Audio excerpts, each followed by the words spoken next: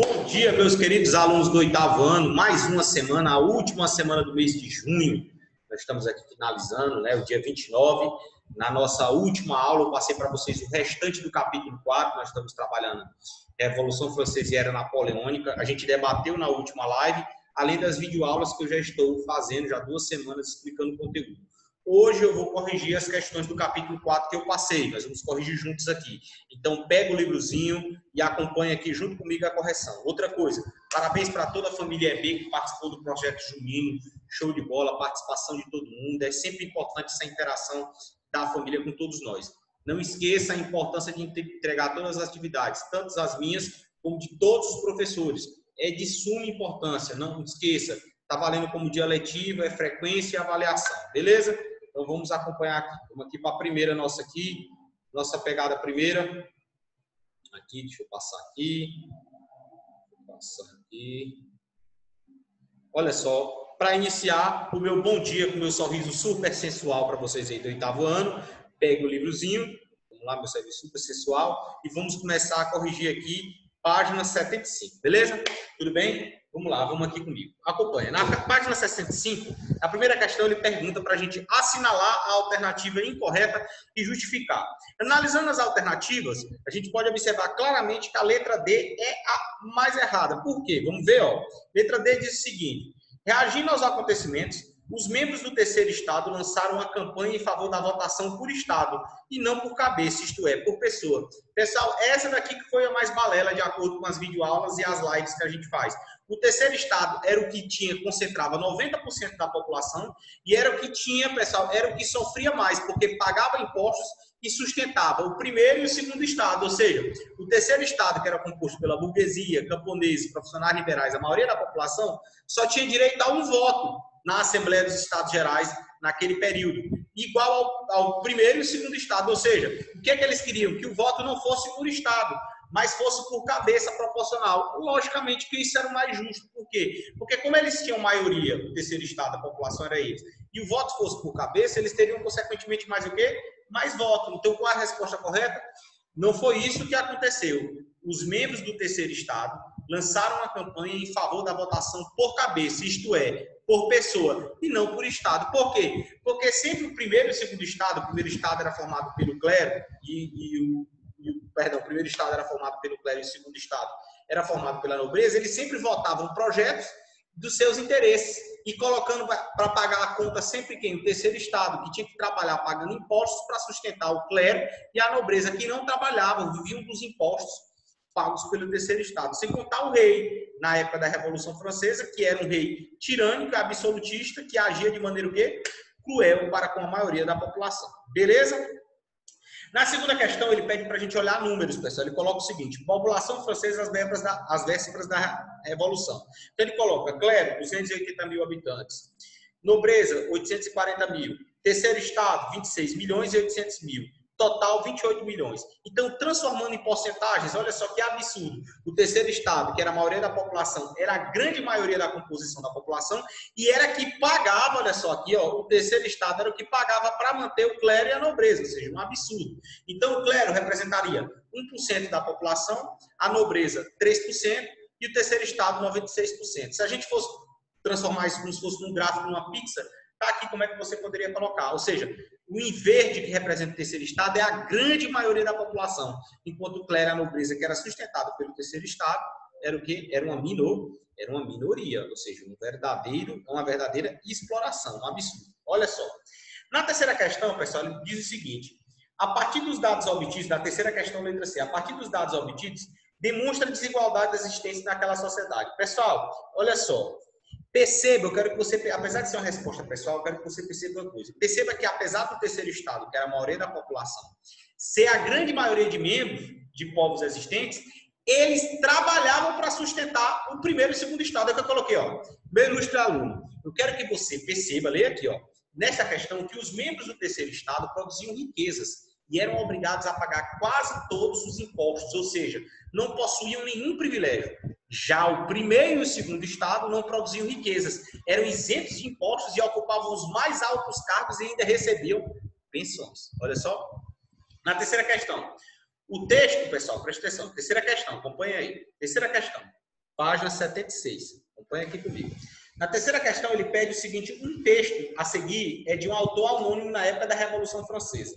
Aqui o texto se refere, pessoal, veja que foi escrito, pessoal, por um popular. É um texto popular, por escrito popular, falando sobre o indivíduo, pessoal, que trabalhava muito, ganhava pouco e era explorado. Ele pergunta na letra A. Ele pergunta na letra A, que é o texto se refere a quem, pessoal? Como é que você coloca? O texto se refere, né? Refere não, tá faltando essezinho aqui. O texto se refere aos populares dos subúrbios de Paris, pessoas com poucas posses que dominavam os ofícios e que na França eles eram chamados de sans-culottes. Sans-culottes porque eles usavam essa vestimenta, que eram calças que ficavam acima do tornozelo e eram muito pobres, se vestiam muito mal porque não tinham condição. Então veja que ele fala o seguinte, pessoal, muitos deles moravam em o quê, pessoal?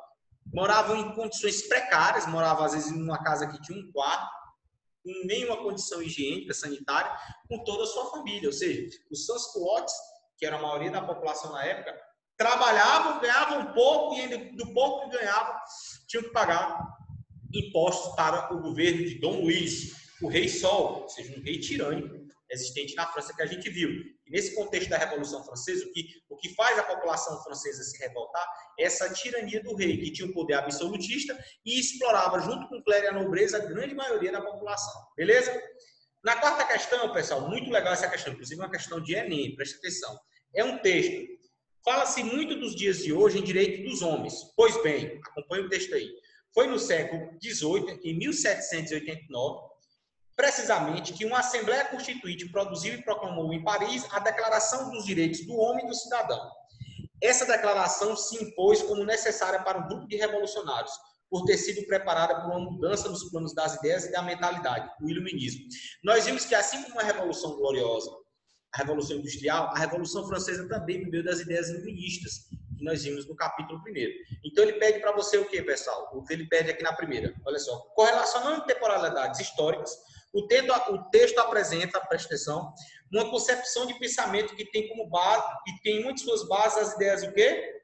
Olha só qual é a correta. Coloque aí. A alternativa é, pessoal, a universalidade do princípio da igualdade civil, ou seja, uma das ideias que a Revolução Francesa empregava era a igualdade entre seus pares, ou seja, a igualdade entre seus povos, entre as pessoas, beleza?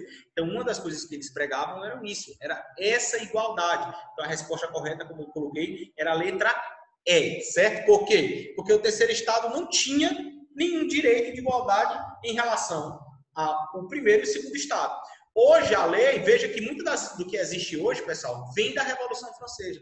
Hoje, a lei garante a todos nós o direito à igualdade, o direito de sermos iguais, de sermos tratados por iguais, apesar que a gente sabe que na prática, infelizmente, não é bem assim, né? Então, vamos lá. Quinta questão.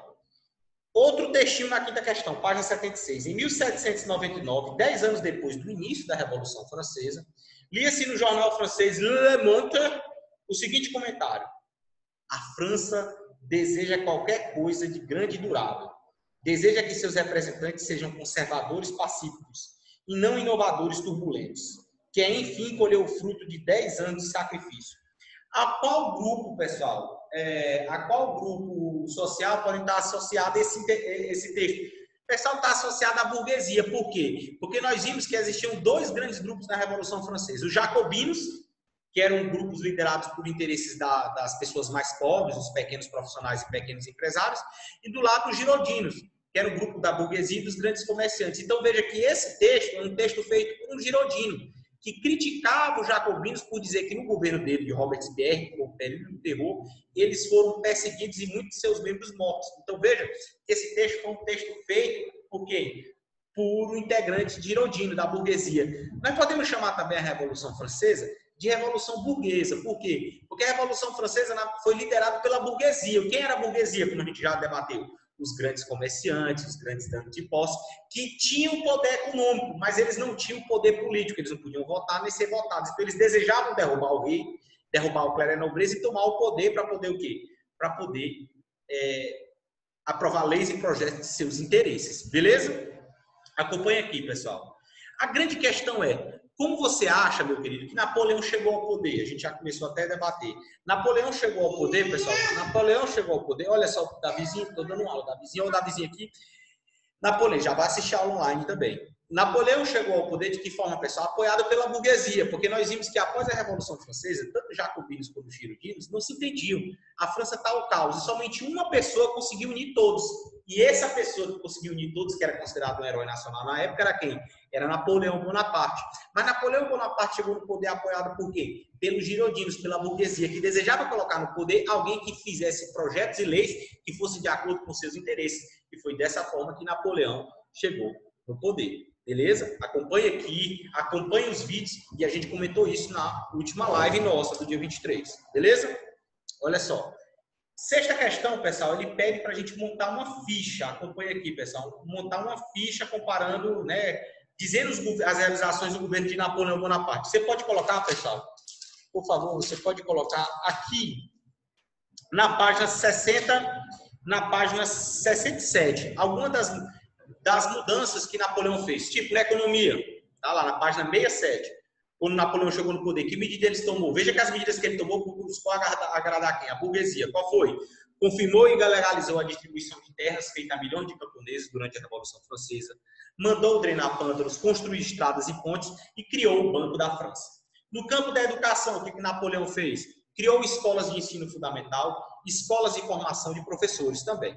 No direito, criou o Código Civil Napoleônico, né, que inclusive serviu de inspiração para vários países. O Código Civil rege, ou seja, ela dita as regras dos privados, ou seja, a nossa no dia a dia, o qual serviu de modelo para diversos países, inclusive para o Brasil, na época, certo? Beleza? Então você vê as principais realizações de Napoleão, que só está no poder, chegou no poder apoiado pela burguesia, certo? Na sétima questão, na página... da página 77. Sobre a rivalidade entre França e Inglaterra no início do século XIX, responda.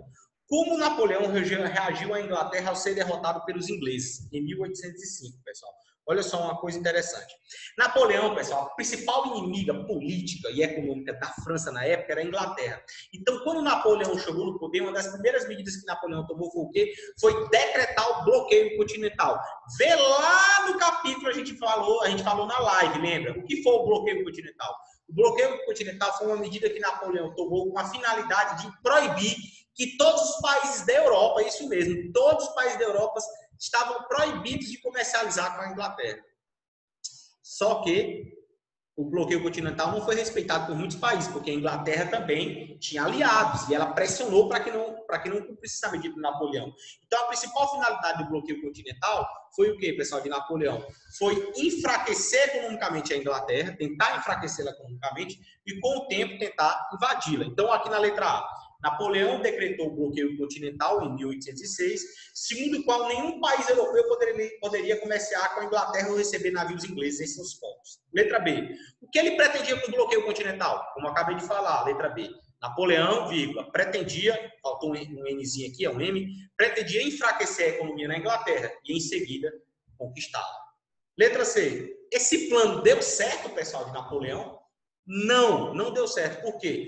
Inicialmente, o plano parecia ter dado certo, mas logo se soube que os produtos ingleses continuavam entrando na Europa por diversos portos, inclusive pelo porto de Portugal. Beleza? O que é que eu vou querer, meus amigos? Olha só. As atividades da página 77 a 81, as atividades da página 77 a página 81, nós vamos estar comentando na nossa live de amanhã. A gente vai estar corrigindo, certo? Então, eu corrigi aqui da 75 a 77 e amanhã da 77 a 81 a gente vai estar corrigindo na nossa live, beleza?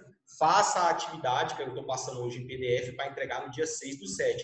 Entregue as atividades no prazo. Atividades não entregues no prazo, você não conta como frequência, não contará como frequência.